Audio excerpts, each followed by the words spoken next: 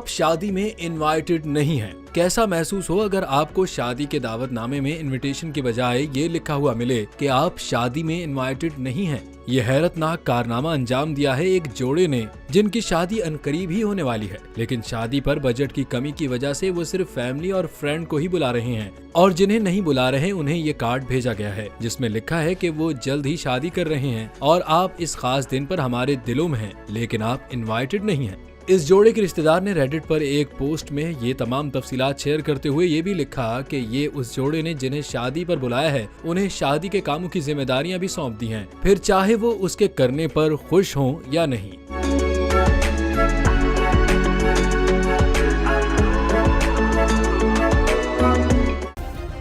Subscribe करें और bell दबाएं ताकि कोई खबर रह न जाए।